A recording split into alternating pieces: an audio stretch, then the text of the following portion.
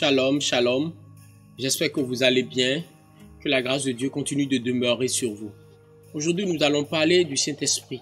Le Saint-Esprit qui est une promesse tenue par Dieu. Nous le savions déjà, Dieu tient toutes ses promesses.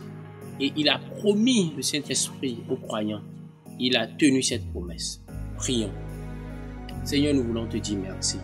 Merci pour la grâce du Saint-Esprit.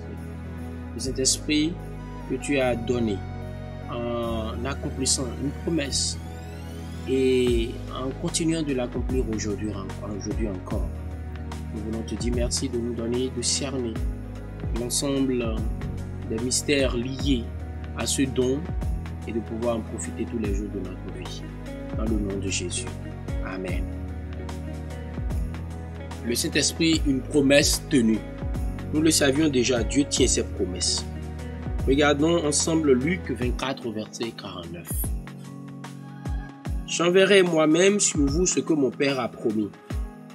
Et vous, restez dans la ville jusqu'à ce que vous soyez remplis de la puissance d'en haut. J'enverrai moi-même sur vous ce que mon Père a promis. Et vous, restez dans la ville jusqu'à ce que vous soyez remplis de la puissance d'en haut. » Luc 24, verset 49. Vous savez, la promesse que le Saint-Esprit viendrait habiter dans le cœur des hommes venait en ces paroles d'être réitérée par le Seigneur Jésus-Christ à ses disciples. Et qui, pour inaugurer ce don, va leur dire où ils devraient se tenir pour que le Saint-Esprit vienne et qu'il fasse demeure en eux.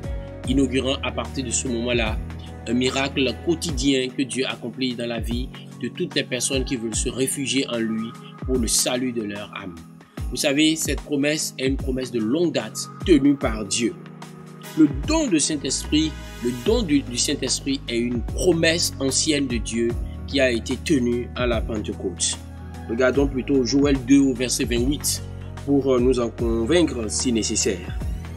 Le Seigneur dit, et vous verrez que dans certaines versions c'est le chapitre 3, au verset 1er, « Après cela, je déverserai mon esprit sur tout être humain. Vos fils et vos filles prophétiseront. Vos vieillards auront des rêves et vos jeunes gens des visions. » C'était une promesse reçue plusieurs dizaines d'années avant que Jésus ne vienne encore la réitérer à ses disciples et avant que cela ne se matérialise comme nous avons pu le lire dans le livre des Actes des Apôtres. Cette promesse, Dieu l'a réalisée. Mais pourquoi Dieu l'a-t-il réalisée? Eh bien, sachez que l'Esprit est donné comme une garantie suprême pour chaque croyant que Dieu va tenir toutes les promesses que nous connaissons de sa part. Vous savez, ça vous pouvez mieux le comprendre si vous avez lu le passage que nous allons regarder tout de suite. 2 Corinthiens au chapitre 1er, le verset 21 et le verset 22.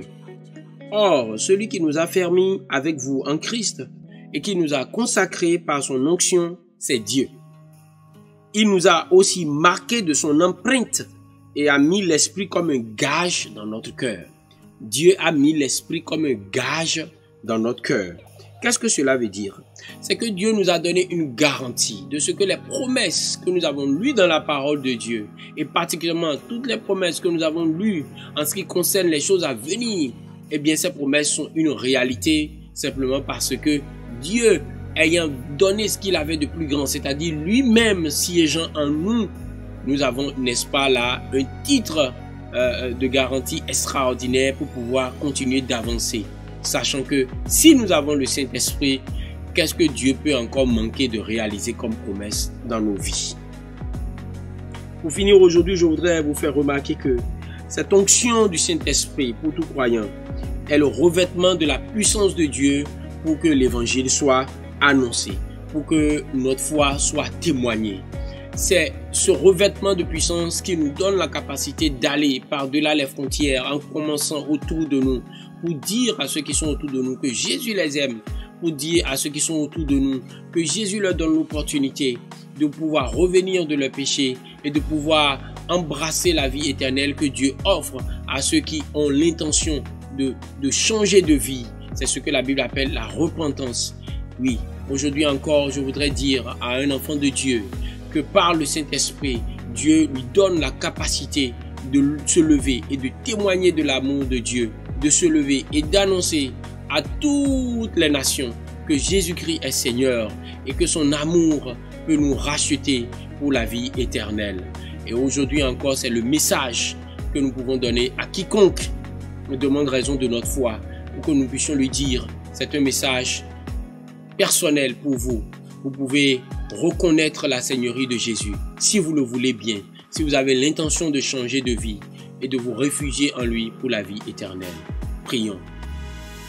Seigneur, nous voulons te dire merci pour le Saint-Esprit, qui est la plus belle promesse que tu as réalisée, qui est également une promesse extraordinaire, parce qu'elle constitue une garantie de ce que tout le reste, tu l'accompliras pour nous. Nous voulons nous fonder en cette réalité, par le Saint-Esprit au-dedans de nous, pour continuer d'avancer et d'observer chacune de tes promesses comme une réalité certaine que tu vas matérialiser au temps convenable. Donne-nous de vivre cette conviction-là au jour le jour, au nom de Jésus. Amen. Nous voulons vous dire merci de nous suivre chaque jour ici sur la page d'Adorable Ministry. Nous continuons de recevoir vos questions, vos apports, aussi bien en commentaire que dans notre boîte de réception. En attendant, que Dieu vous bénisse. Si vous avez aimé, partagez, likez, abonnez-vous à cette page et faites-le savoir. Shalom chez vous.